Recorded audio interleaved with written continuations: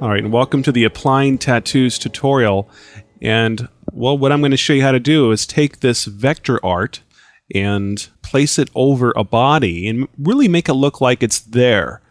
And I'm also going to show you how to develop this sort of skin texture inside the tattoo. And you can use henna or tattoo or any other type of vector art. Maybe you have some that you've done yourself, or maybe you have some vector art that you've created with Melanie's video tutorial on the vector art, and you can apply it to bodies and make it look like this. And so let's not mess around and get started. All right, first off, let's take a look at the files that we're going to be using during this tutorial. And inside the project files folder, you'll find the Applying Tattoos folder, and you'll see these three files right here. I have the completed version and the stock image and also the tattoos vector art over here. And what we're going to start off with first is opening up the stock image in Photoshop. So I'll double click on this image here. There we go. And I'll just resize this down a little bit so we can fit this in the window. So we have a woman here, we have a bare back, and we are going to just place that tattoo right over her back and over her arm. Now let's go back into the Adobe Bridge, and I'm going to double click on the tattoos image right here and load that up. And this is a PSD file. So we do have a transparent background here. But what I'm going to do is select the rectangular marquee, and I'll just start up at the top here and draw a selection around this tattoo over here, since this will be the one that will be going over the back of the woman there. And so I will go up here to Edit and Copy or Copy Merged. I'll just, if I have that layer selected, then I will just select Copy, but better just to be safe, I'll select Copy Merged.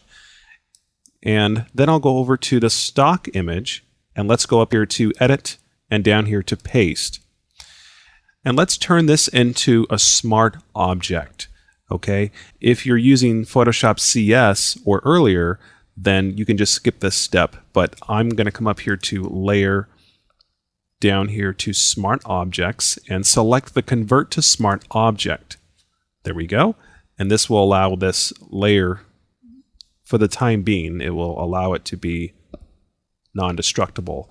So I'll come over here to Edit and over here to Free Transform, because what we want to do now is rotate and size this vector tattoo here to her back. So let's go up here, and I'm going to zoom in just a little bit closer so we can see what's going on. And just use the handles on the corners of this selection here. You can hold down the Shift. I would recommend holding down the Shift unless you need to distort the image, but holding down Shift will allow you to maintain the image's or this layer's aspect ratio. I'm going to come up here to the corner and just rotate this, and what I'm trying to do here is line this up going in the direction of her back here. You see that? So I really want to focus on the center of this tattoo and make sure that that's lining up with the middle of her back. You see that? Now don't worry if it's not perfect. I'm going to show you how to make it look like this tattoo is really on her back. What I'm going to do is I'm going to stretch this up just a little bit, bring in the sides, then I'll reposition this to the center a little bit. Then I can zoom out and really, get an overall look to really make sure that it looks like it's centered there.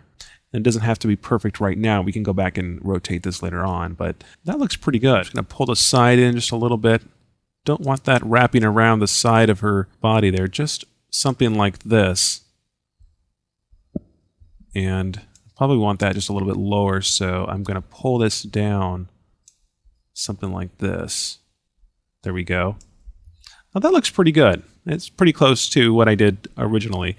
So after I have lined it up going in the same direction of her back, and let's say you're working on another image, you have like an arm or a leg, well, you would just do the same thing. You would just make sure and rotate the artwork so it's going in the same direction.